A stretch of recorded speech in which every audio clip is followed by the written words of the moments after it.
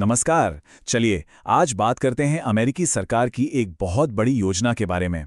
ऐसा लगता है कि वो टेक्नोलॉजी की दुनिया के अगले बड़े मैदान में सीधे सीधे उतरने की तैयारी कर रही है। तो सवाल ये उठता है कि रेयर अर्थ्स और चिप्स के बाद अब अमेरिकी सरकार की नज़र किस अगली बड़ी स्ट्रेटेजिक इंडस्ट्री पर टिकी है? और इसका जवाब है क्वांटम कंप्यूटिंग। जी हाँ, यही है नया टारगेट। तो हुआ यह है कि हाल ही में वॉल स्ट्रीट जर्नल ने एक रिपोर्ट निकाली है जिसके मुताबिक ट्रंप प्रशासन कई क्वांटम कंप्यूटिंग कंपनियों से बात कर रहा है। और बात किस बारे में? सरकारी फंडिंग के बदले कंपनी में हिस्सेदारी यानी इक्विटी लेने के बारे में। और देखिए, ये कोई छोटी मोटी बातचीत नहीं चल रही है। कॉमर्स डिपार्टमेंट जिन कंपनियों के साथ चर्चा में है वो इस फील्ड के बहुत बड़े नाम हैं। लिस्ट पर नजर डालिए। IonQ, Rigetti computing, D-Wave quantum, quantum computing Inc और एटम कंप्यूटिंग, मतलब सारे बड़े खिलाड़ी शामिल हैं। तो इस पहले कदम की कीमत क्या है? रिपोर्ट्स की माने तो इन क्वांटम कंपनियों को सरकार से जो शुरुआती फंडिंग मिलेगी वो कम से कम $10 मिलियन की होगी। लेकिन रुकिए जरा, अगर ऐसा लग रहा है कि ये सब अचानक हो रहा है तो ऐसा बिल्कुल नहीं है। ये तो एक सोची समझी सरकारी निवेश की रणनीति का अगला बड़ा कदम लग रहा है। इस प्रशासन के अंडर ये रणनीतिक निवेश का तीसरा बड़ा पड़ाव है।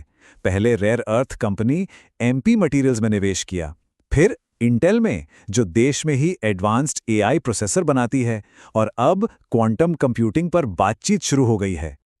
अब इस टेबल पर नजर डालें तो तस्वीर और भी साफ हो जाती है। अमेरिकी रक्षा विभाग ने MP मटेरियल्स में लगभग 15% की हिस्सेदारी ली और इंटेल में सरकार का स्टेक करीब 10% है। तो आप देख सकते हैं एक पैटर्न तो साफ साफ दिख रहा है। तो सवाल ये है कि सरकार इस तरह से दखल क्यों दे रही है? इसके पीछे की सबसे बड़ी वजह क्या है?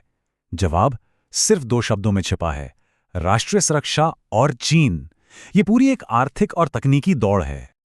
इन निवेशों को आप चीन के हर कदम का एक सीधा जवाब मान सकते हैं। जैसे MP मटेरियल्स में निवेश तब हुआ जब चीन ने रेयर अर्थ्स के एक्सपोर्ट पर पाबंदियां लगा दी, और इंटेल में हिस्सेदारी का मकसद साफ था कि अमेरिका में सेमीकंडक्टर का उत्पादन बढ़ाया जाए और AI की रेस में आगे निकला जाए। अब ट्रंप और कॉमर्स सेक्रेटरी हावर्ड लटेक्निक का लॉजिक भी बड़ा सीधा सा है। वो कहते हैं, अगर किसी कंपनी की कामयाबी में सरकारी पैसा लगा है तो सरकार को भी उसका फायदा मिलना चाहिए।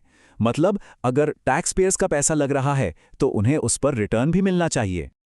तो चलिए अब थोड़ा समझते हैं कि आखिर ये क्वांटम कंप्यूटिंग है क्या भला, और इसे इतना ज्यादा स्ट्रेटेजिक रूप से जरूरी क्यों माना जा रहा है। अगर सीधे साधे शब्दों में कहें तो क्वांटम कंप्यूटिंग एक बिल्कुल नई तरह की कंप्यूटिंग है। ये इतनी पावरफुल है कि उन मुश्किल से मुश्किल समस्याओं को सुलझा सकती है जिनके बारे में आज के सुपर कंप्यूटर सोच भी नहीं सकते। मान लीजिए नई दवाइयां बनाना हो या फिर फाइनेंशियल मार्केट्स को ऑप्टिमाइज करना, ये ऐसे काम कर सकती है जो आज लगभग नामुमकिन लगते हैं। तो समझिए कि ये एक दो-धारी तलवार है।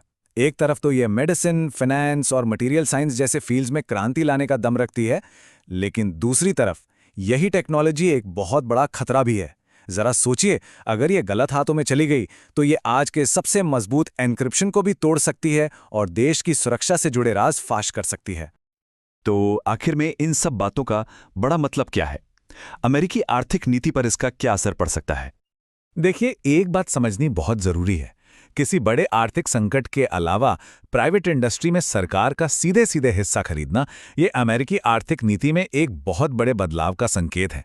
हाँ, इसके आलोचक भी हैं। कुछ लोग कहते हैं कि ये फ्री मार्केट के उसूलों के खिलाफ है और इससे सरकार अर्थव्यवस्था में विनर्स और लूजर्स चुनने का काम करने लगती है। और मजे की बात यह है कि प्रशासन के अंदर से भी थोड़ी सावधानी बरतने की आवाज आ रही है। ट्रेजरी सेक्रेटरी स्कॉट बेसेंट ने कहा है, हमें ध्यान रखना होगा कि हम अपनी हदें पार ना करें। इससे यह साफ होता है कि ये नीति शायद सिर्फ कुछ रणनीतिक सेक्टर्स तक ही सीमित रखी जाएगी।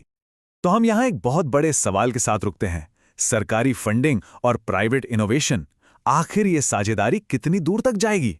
ये एक ऐसा सवाल है जो आने वाले वक्त में न सिर्फ टेक्नोलॉजी बल्कि पूरी आर्थिक नीति के भविष्य को तय करेगा।